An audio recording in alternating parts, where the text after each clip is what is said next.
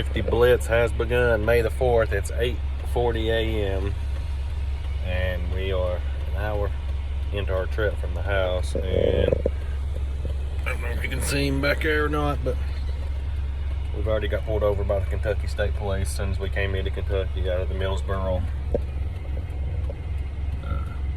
tunnel. So it'll be an interesting couple days. See how many times we can get pulled over. It's extra money. We get extra money on top of the Safety Blitz. Because he's calling me because I already sent him a message and told him I got pulled over. I'll call him back. But so we shall see how many times we can get pulled over the next couple days. But he's already looked at my logs and he's got my license. Already checked my insurance. Already done everything. He's back in his truck doing the paperwork. So everything should be good. Like I said, it'll just be extra money. I know I checked everything this morning on my lights, and we got new tires, and everything should be good to go. So we've been off since last Thursday, so there shouldn't be any issues with the logs. And so I just wanted to fill you guys in that we were already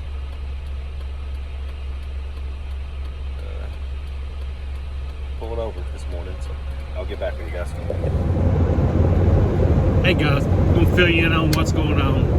I changed the position of my phone, so now the CB's not in your way. But so it's Tuesday morning. Monday the system at Horizon was down completely. We couldn't see loads and all that, so I took Monday. I just stayed home. Changed the oil in the truck. I changed the fuel filters. And just made sure everything was good to go because I knew today we're starting that Safety Blitz. But I just wanted to go ahead and do maintenance since I was staying home, get the best out of that day. So we scheduled yesterday to pick up a car in Middlesboro, Kentucky. And from where I live, I go up 25E, I go through Middlesboro, I go to Corbin, I get on 75 to go north when I come to Indiana. So Middlesboro is right on the way. So I was like, great, we'll grab that car. It was going to Fort Wayne. No biggie. So we get there this morning about 8:50. As you see, it was right after we got pulled in for the inspection, or we got pulled over for the inspection. Then we went literally 2 miles up the road and we were there where we were supposed to pick the car up. I go in, the guy says, I sent him a message, he'll bring the keys out to you. About 15 minutes away, the guy shows up and says, hey, you're here to get the Lexus? And I said, yeah. He said, well, somebody picked that up yesterday. I said, well, that's weird. I said, we were supposed to pick it up. He's like, yeah, I don't know. He said, somebody picked it up yesterday. So I went out, gave my dispatch a call. They got a hold of the broker, and the broker says, no, we're the only ones brokering that load. Nobody else should have got it. So about 20 minutes of waiting, I finally get a call from my dispatch that says, hey, they're canceling the load. I said, so that means somebody else picked it up? She said, I don't know. They just said they're canceling it and they'll pay us for canceling it. So the car was paying, I think, $350. So after Horizon got their percentage, I was getting like $280, which wasn't bad. It was paying 99 cents a mile before Horizon got their percentage, which again, 20% I'm perfectly fine with paying. I think Indiana Transport pays 15. That 5% is not a big deal to me. So I'm perfectly fine paying the 20% because they do all the work for me. I basically get on Central Dispatch, find the vehicle, and they do all the work. And I run it under Horizon's numbers and their insurance. Well worth it to me. But anyway, not to get off track. So I'm like, okay. So I got back on Central Dispatch, looked. This was Central Dispatch, looked. There was one picking up in Richmond, Kentucky, going to Fort Wayne, Indiana, and it's paying a little over $300 before the percentage. So I was like, let's book that. So we got that, and I just got a thing that they're paying me $80 for not being able to pick up that car, which I'm perfectly fine with. That's $80 because I lost an hour, right at an hour. So you can pay me $80 an hour all day, every day. So we're getting the $80, plus we're picking up this car and should hopefully still be able to drop it today. So we're not really losing much. We made 80 bucks. So that's some of the things that can happen out here. You think you got everything planned out and it's going to go smooth, and it doesn't always work that way. So we're almost to Richmond, Kentucky, where we're going to pick up this 2018 Buick Encore. It's going up to Fort Wayne, Indiana, and then we have 2 units that we're picking up. It's going back to Kodak, which is about 40 minutes from my house. So we'll be back home with them tomorrow night, spend the night. We'll deliver them Thursday, and that's all we're doing this week. Me and my wife have a doctor's appointment on Friday. My daughter's gender reveal on Saturday. So another busy weekend, and then we'll get back at it on Monday. But you know, we lost a day yesterday with the Simpsons being down, and I wasn't going to go to Indiana, not knowing what I could do and what I could get. And to me, it just made more sense to stay home and do maintenance and stuff on the truck. So the 4th through the 6th, which is today through Thursday, they're doing safety blitz. Like I said, less than an hour on the road this morning. We'd already got pulled over for an inspection. Everything was good. Kind of eager to see how many times we'll get pulled over or pulled in this trip, today and tomorrow. But so I'll get back with you guys in a little bit. We've made it here to Brea, guys. We're at Adams Buick GMC. This is a pre-owned lot, and we're picking up this Buick Encore. It's just a little SUV. I thought Buicks were bigger. I guess that's like an Enclave or something. It's bigger. This is just a little Encore. It's cheap. It's a lease turn in. That's what it says on the windshield, and it's going up to Indiana. So we're gonna get this thing loaded up and get it strapped down and get out of here. Hey guys, we're here at the Wakarusa yard. We are all loaded up. That's a 20 footer on the deck. As you can see, we don't have our overhang. We did get our new ball tower stand. But you know, before we used to put it in up here, and then that thing broke. We finally got by Martin's and got us a ball tower stand. So now we're using that to lock the front one down, which is good, instead of the strap across the frame. So there it is. So we're gonna head toward the house, deliver these tomorrow. Hey guys, what's going on? So we got home Wednesday night with those 2 campers going to Kodak, those little Forest Rivers that I showed you. We delivered those on Thursday, just a quick Thursday trip. Came back home. We found this.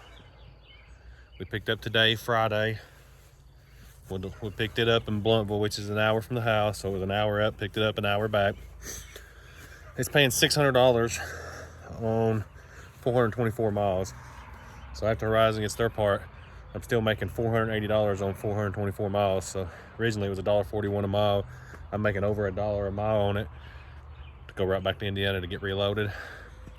We're booked to go to Katy, Texas, which is down near Houston.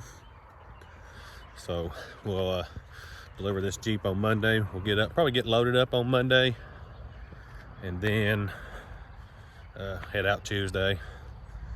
So that's where we're at. Like I said, we're home. We've been home we got home Wednesday night, delivered Thursday. Friday picked that up.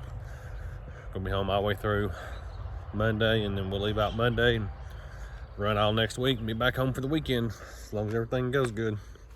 Truck's running good. We ain't having any issues with anything right now, which is fantastic. So that's where we're at. But yeah, like I said, $1.41 a mile. Gotta love it. Catch you later. Hey guys, welcome back. We're here in Wakarusa, Indiana.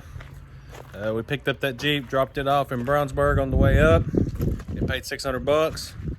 Not bad coming up. My part was $480. It was $480 on 424 miles on my part, so that's not bad.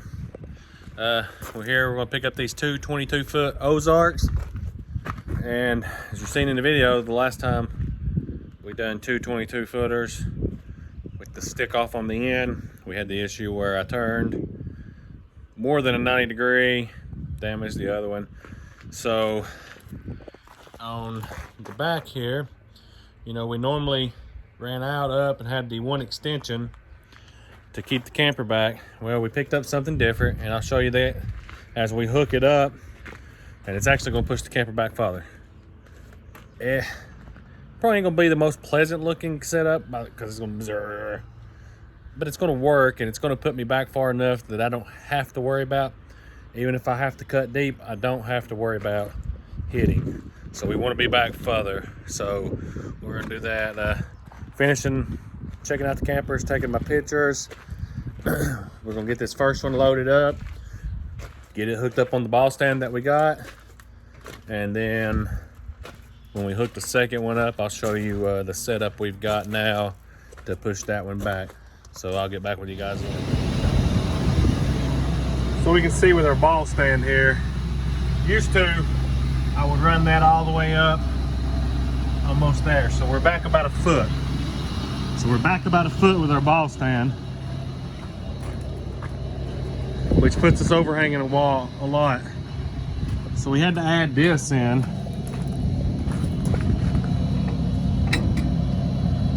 Because when this rear end squats, this is running downhill.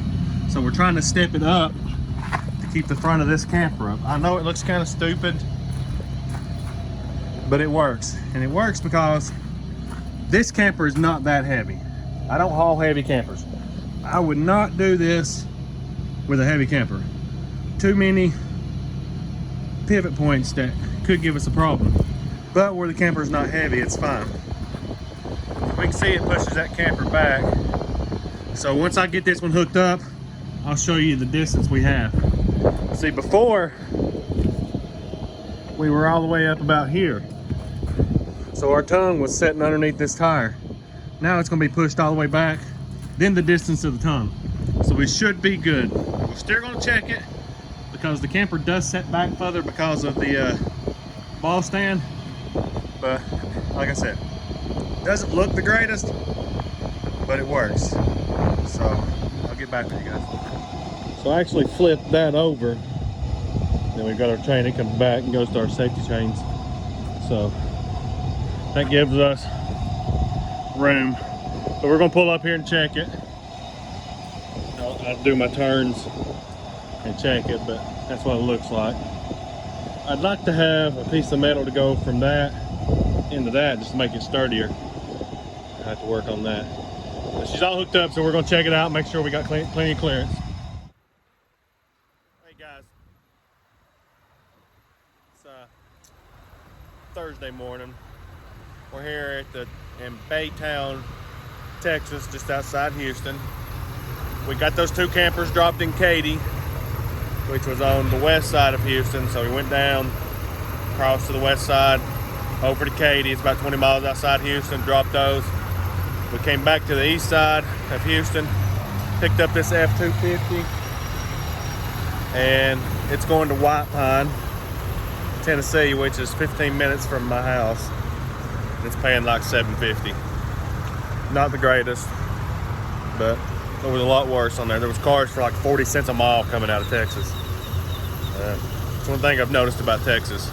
Like, you know, an hour from my house, I picked that Jeep up paying $1.41 a mile to go up to Indiana. You know, and this is paying like 80 cents a mile coming out of Texas. It's crazy. But we've got her. We'll drop it tomorrow, hopefully about lunchtime, and then we'll be home. So that's what we're shooting for. Very uneventful trip down. I didn't record much.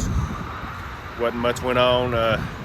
We just had to be at Katy, Texas by 4 o'clock. We got there at 3:30 because it would have put us about 6 hours later getting home had we not. Because it's 6 o'clock in the morning right now, and pre-trip's done. I'm fixing to head out. And I'm all loaded up, and I'm already out of Houston. I got to drive about another hour after I pick the truck up. So I dropped the trailers. And road closed in 60 miles. Your route has been updated. Proceed to the route. Outside of Houston.